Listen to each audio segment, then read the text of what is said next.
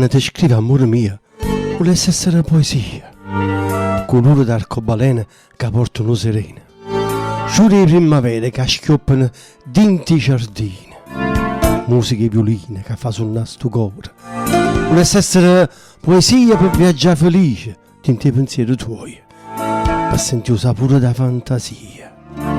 Quando tu scrivi, bene mio sincero, volesse essere stella, varca, mare, luna sola, montagna, prato. Sapessi se di tutte cose e non imbriacasse quei sospiri tuoi.